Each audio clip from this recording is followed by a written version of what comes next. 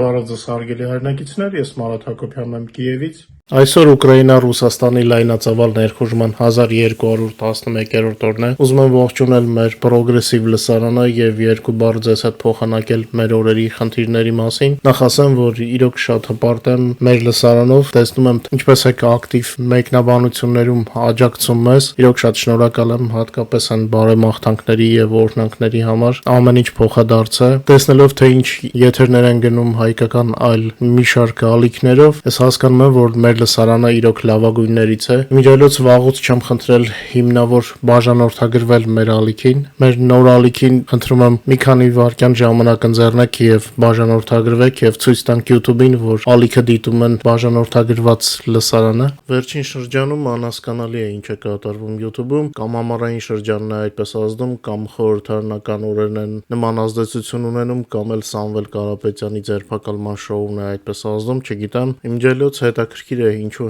հիմա հենց հանկարծ հիշեցին նախկին իշխանությունների համախոհների մասին, միայն կարելի է ենթադրել հնարավոր է ընտրությունների նախապատրաստական շրջանն է, բայց դա ներքին հայկական թեմա է, չեմ ուզում նման թեմաներին անդրադառնալ ուկրաինական եթերից, միգուցե երբ առողջականացների հարցազրույցներում Հայաստանի քաղաքական գործիչների եւ փորձագետների հետ զրուցենք, գրեք մեկնաբանություններում ձեր կարծիքը հարգելիներս, ինչ է կարծում, ինչ է կատարվում, հետաքրքիր է իմանալ մեր լսարանի կարծիքը, որովհետև իրոք համարում եմ մեր լսարանը օրինակելի լսարան, մարդիկ ովքեր ոչ միայն տեղեկատվություն են ստանում, այլ նաև կարողանում են վերլուծել։ Այսօր որոշեցի անսովոր թողարկում անել, խնդրում եմ մեկնաբանություններում նույնպես գրեք, արդյոք նման ֆորմատը ձեզ դուր է գալիս թե ոչ։ Այս պահին Ռուսաստանում մեծանում են այն վախերը, որ Թրամփը Պուտինի հետ կվարվի այնպես, ինչպես Իրանի ղեկավարության հետ։ Դրա պատճառը եղել է Ամերիկայի նախկին հատուկ Ուկրաինայի հարցերով ներկայացուցիչ Կուրտ Վոլկերի հայտարարությունը։ Ամերիկացի դիվանագետը նախորդին հայտարարել է, որ Պուտինը չի գնա խաղաղության Ուկրաինայի հետ եւ Թրամփը կգործի նրա հետ ինչպես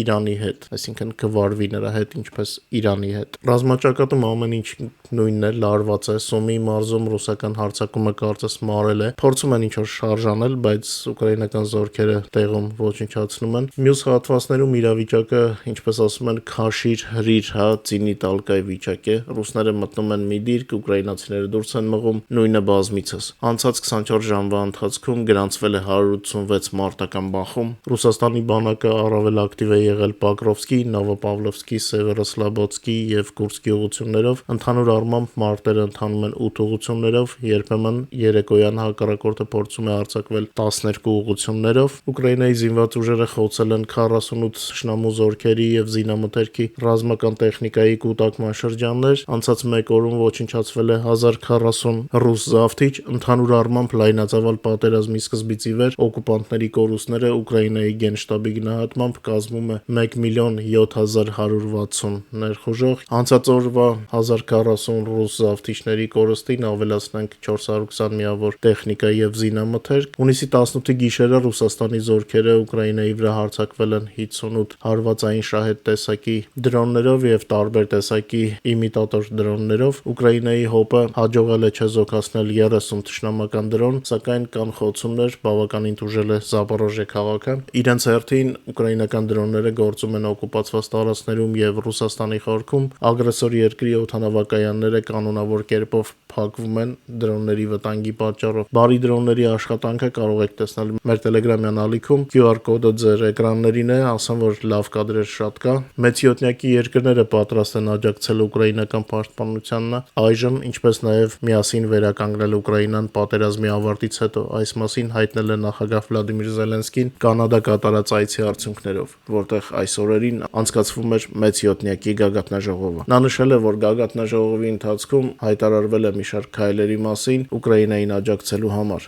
Իսկ Թրամփի փախուստի մասին մենք ձեզ հետ խոսել ենք երեք։ Մակրոնը հայտարարել է Ռուսաստանի դեմ ուժեղ պատժամիջոցների մասին, որը պետք է մտցնի Եվրամիությունը, իսկ իր հերթին Բրիտանիան, որ Եվրամիությունից դուրս է եկել, դրանց մասին հայտարարել էր նախորդին։ Ամերիկայի նախագահի հատուկ ներկայացուցիչ Քելեգը պլանավորում է այցելել Բելարուս, կփորձեն երևի պոկել բացկային Պուտինից։ Ես հումորով ասում եմ, կասեն քեզ կարտոֆիլ կտանք, Պուտինին գցի։ փորձենք հումորով ներկայացնել սա, դե բացկային առանց հումորի չի լինի ներկայացնել։ Մեկ ուզում էր զորավարժություններով մեզ վախեցնել, հետո հասկացավ, որ կխփենք, տեղափոխեց զորավարժությունները։ Ֆրանսիական MV-25 Օսկար դրոնները օգնում են Ուկրաինայի զինված ուժերին առաջնագծում, այս դրոնները նախատեսված են հետևակային եւ թեթև զրահամեքենաների ոչնչացման համար։ Դրոնները ունեն 550 գրամանոց պայթուցի քրկիզիչ մարտագլխիկ եւ կարող են գործել մինչեւ 25 կիլոմետր հեռավորության վրա, օդում գտնվելով մինչեւ 45 րոպե։ Իդեպ այն մեկնաբանները, ովքեր փորձում են իրենց ֆանտազիաներով հանգստացնել հայկական լսարանին, ավելի լավ կլիներ խորհուրդ տային Հայաստանի կառավարությանը գնալ այս ճանապարհով, զարգացնել դրոնային ոլորտը, այլ ոչ թե օրինել զենքի մատակարարումներ, որոնք գոյություն չունեն։ Իդեպ ինձ հասնում է խոսակցություններ, որ Հայաստանի իշխանությունները կարծես սառն են այն առաջարկների հանդեպ, որոնք ներդրողները փորձում են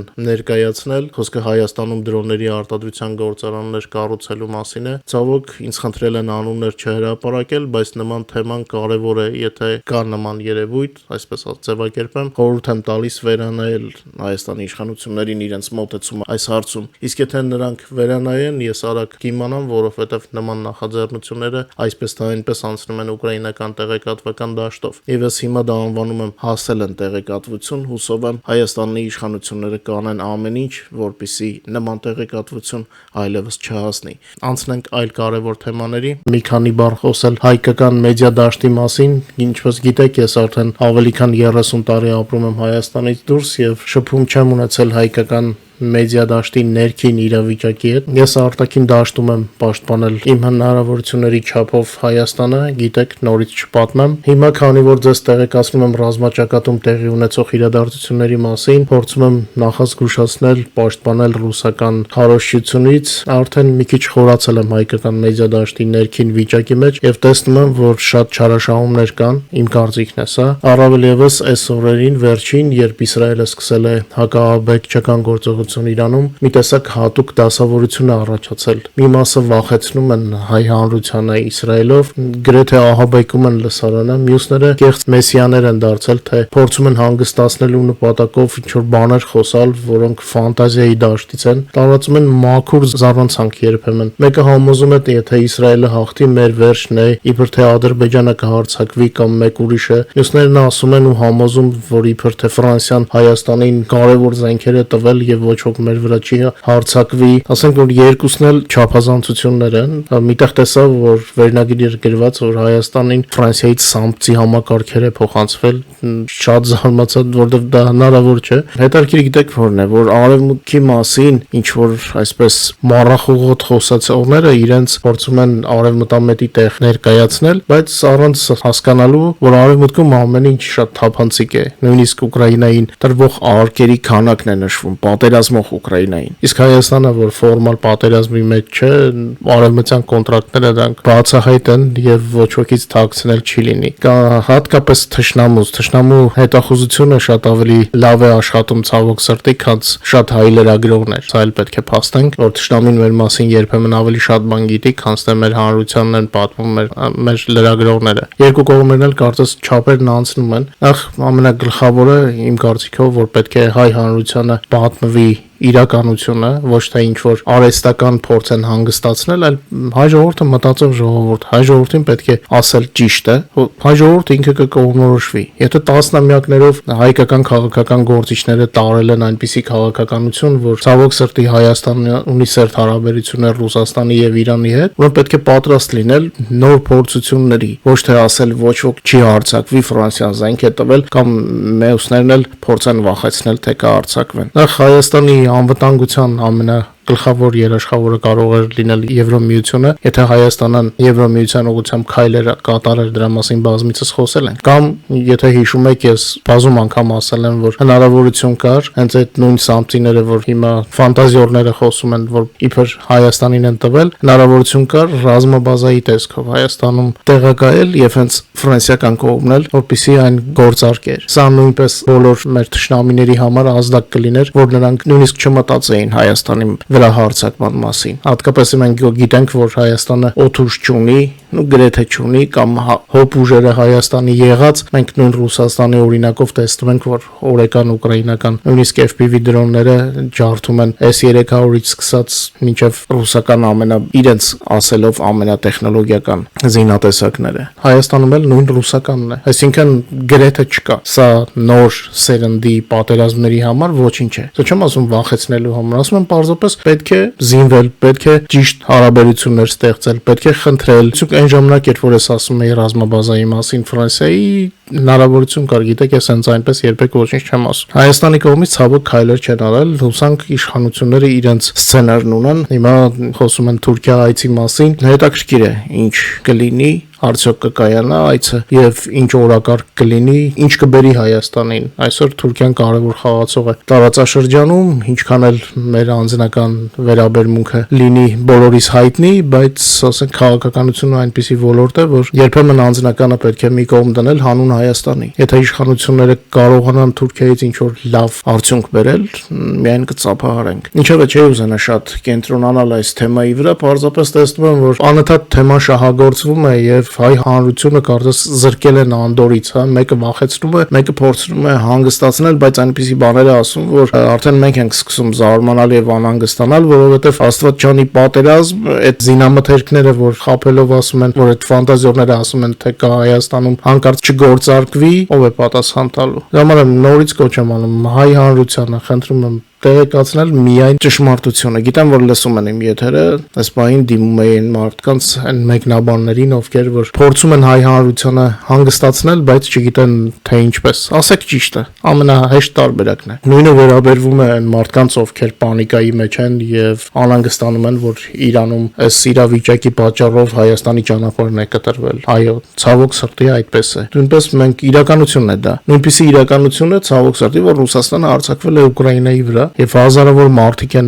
զոհվել, ռուսական բանակը արդեն միլիոնից ավել կորուստներ ունի, դա էլ իրանց համար է, երևի թե ափսոսալու, մեր համար ոչ։ Բայց որ Հայաստանը ճանապարհը կորցրել է, սա մենք հիմա իմացանք, մեր քաղաքական դաշտը չգիտեր, որ իրանական ռեժիմը սա միշտ չի լինելու, այսօրվա ռեժիմը։ Եվ եկեք տարբերենք Իրանի ժողովուրդը Իրանի իշխող ռեժիմից։ Իրանի ժողովուրդը մեր բարեկամն է։ Ճիշտ է, պատմության ընթացքում տարբեր բաներ են եղել, մեկը Շահաբասին ցեղասպան է ճանաչում, մյուսը, չգիտեմ, բարերար, բայց ասենք, երբ որ Հայաստանից բնակչություն էին տեղափոխում, դա էլ ինչ որ բան նշանակում էր։ Ժամանակակից ցեղասպանագետների կրիտերիաներով դա նույնպես ցեղասպանության միջոց է, բայց հիմա չենք ուզում ինչ որ մեկին վատաբանենք, ինչ եղել է պատմության մեջ, թող դրա մասին պատմաբանները խոսան, եթե կա ինչ որ հարցեր կարելի է քննարկել, բայց հարևանների հետ պետք է աշխատել հաշտ ապրել, հարևան ժողովուրդների հետ, հատկապես որ նույն Իրանի հետ ունենք քաղաքակրթական ընդհանուր շատ բան։ Նույնը հրեա ժողովուրդը, նրանք եկվոր չեն մեր տարածաշրջանում։ Մենք հազարամյակների կապեր ունենք հրեաների հետ, եւ եթե Իսրայելի հետ քաղաքական գործիչների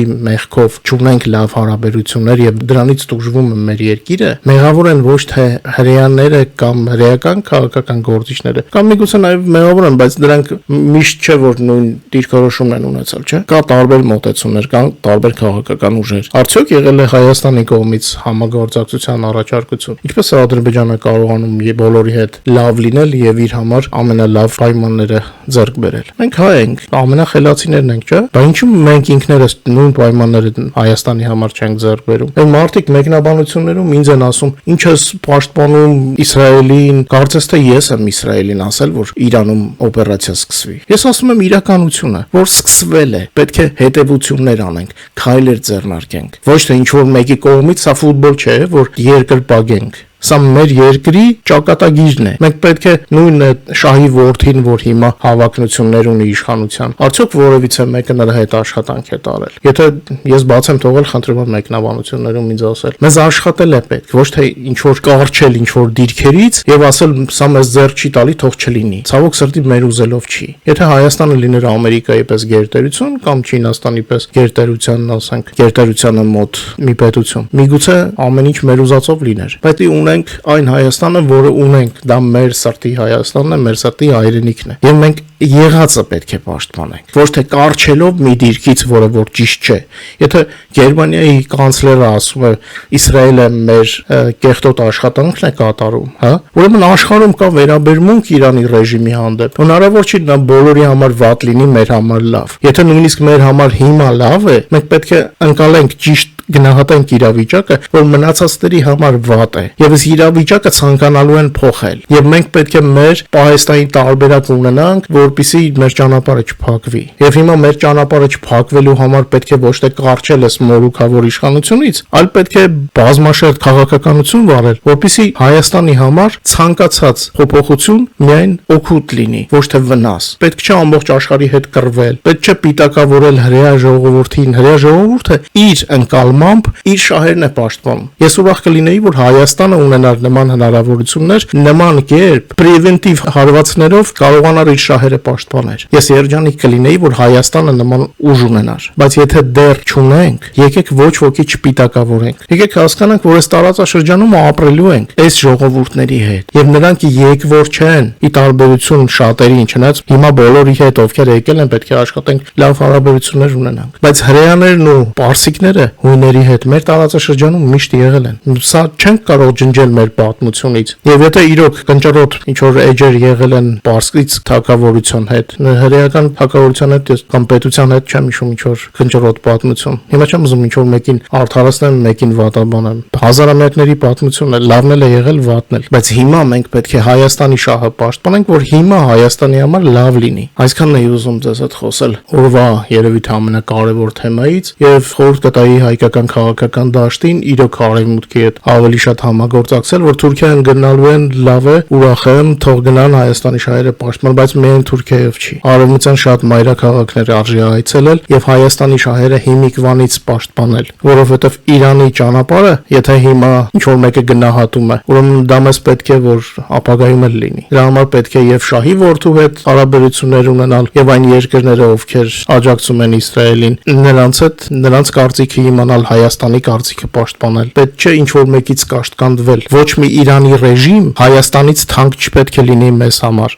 Իմ մոտ նման տպավորություն կա, որ որոշ մարդիկ այնքան են ժողովրդական լեզվով ասած բալետ անում այս մորուքավորներին Իրանի, որ կարծես Հայաստանն են մոռացել։ Բայց իբր Հայաստանի շահից են խոսում։ Ոչ, Հայաստանի շահը պետք է լինի, որ մեր բոլորի ձգտումը պետք է լինի հենց Հայաստանի շահը, որ եթե Ադրբեջանը նորաստեղծ պետություն կարող է ունենալ ակտիվ քաղաքականություն իր համար լավը ձեռք բերել, իսկ մենք ունենալով հազարամյակների պատմություն այդ բոլոր ժողովուրդների հետ կարող ենք ավելի լավը ձեռք բերել։ Եվ եթե չունենք հիմա, ուրեմն պետք է մեր մեջ փնտրենք խնդիրները եւ այդ գտնելով հարթենք այն կնճիռները, որը որ կա հանուն Հայաստանի։ Չէ ուզենա շատ խորանալ այս թեմայով, առանց էլ կարծես թե չափից ավելի շատ ենք խոսում։ Ձեզ լավ երեկո եմ մաղթում, խնդրում եմ չմոռանալ լայքել, տարածել մեր եթերները։ Իրոք շատ բարդ պայմաններում ենք ձեզ համար եթերներ պատրաստում եւ կուրախանայինք, եթե այն շատ մարդ տեսներ եւ դիտումները շատ լիներ։ Մինչ նոր հանդիպում։